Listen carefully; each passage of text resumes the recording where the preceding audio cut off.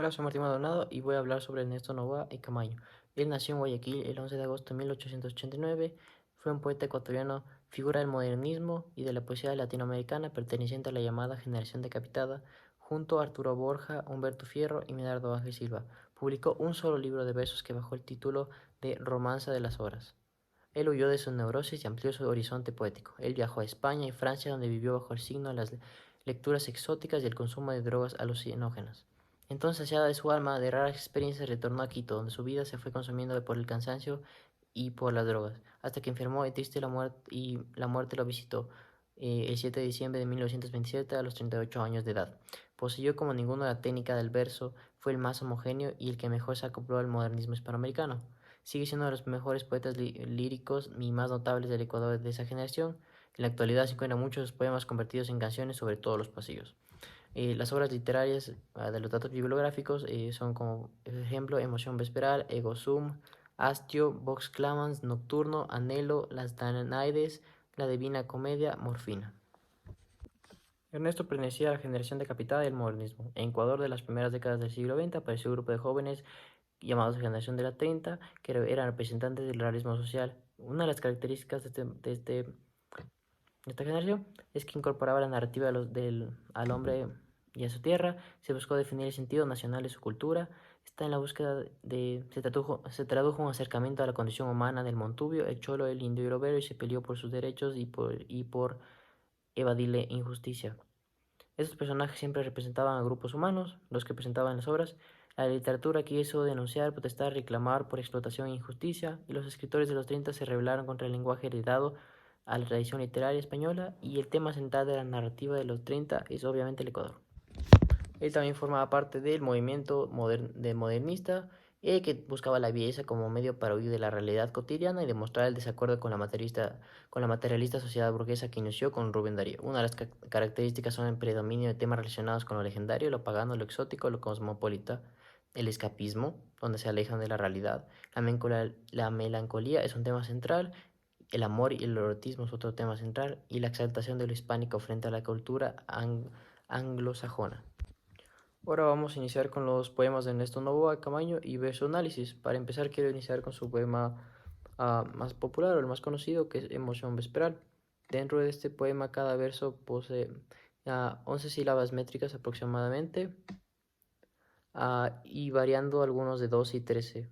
Y que la rima en este poema es consonante.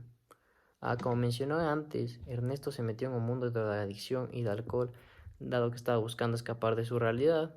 Esto se convirtió en su recurso para escribir poemas, como que llegó a depender de las drogas y el alcohol para tener inspiración o motivación para escribir. El autor refleja en el poema los sentimientos y los pensamientos que puede tener una persona en momentos difíciles de su vida, donde no encuentra una solución y solo se deja llevar por lo que siente. Habla también el poema de una persona que se da por vencido sin antes intentar encontrar una solución. Este poema refleja también a diferentes situaciones de la actualidad, donde las personas se sienten desesperadas y hay veces que por la angustia llegan a tomar malas decisiones, o por el estrés o la ansiedad de las cosas toman malas decisiones que les puede llevar a cosas como el suicidio.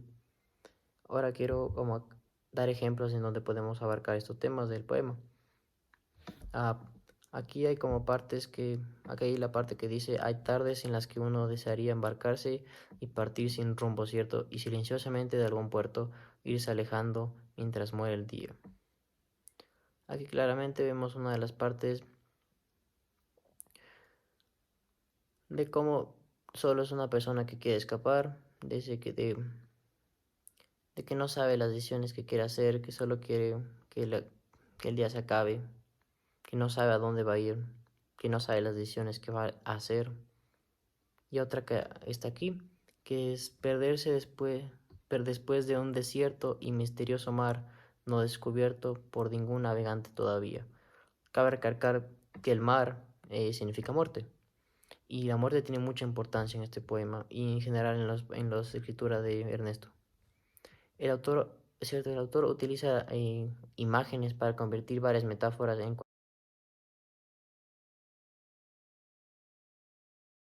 cual describe su realidad o la realidad de la voz poética a través de ese recurso estilístico. Otro poema es Morfina. Este poema, como dice el título, trata de la droga de morfina. Este poema tiene entre 11 y 12 sílabas, tiene 17 estrofas y una rima consonante. Recordemos que Ernesto Noboa está influenciado por este tipo de drogas y este es una de sus más comunes.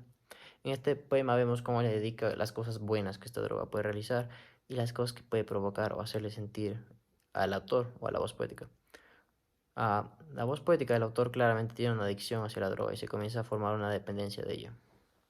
Aquí hay unos como ejemplos donde podemos ver. Aquí dice, tú sabes secretos de fakiris magos para las dolencias, para los estragos, para los embates de toda ficción.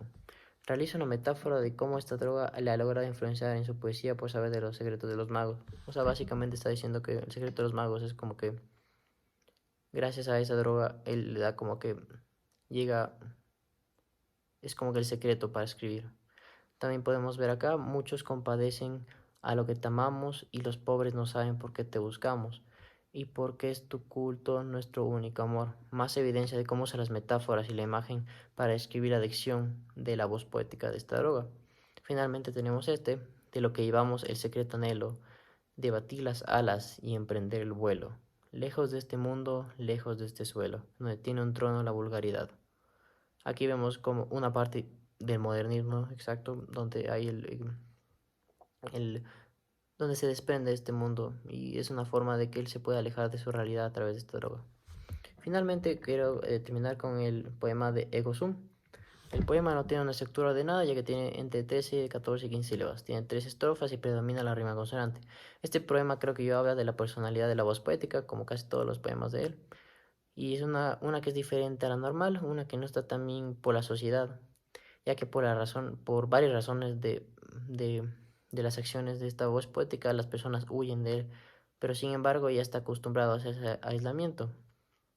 Aquí vemos ejemplos y para analizar que dicen mi cerebro enfermo, sensitivo y caótico, como araña poeana teje su red el mal.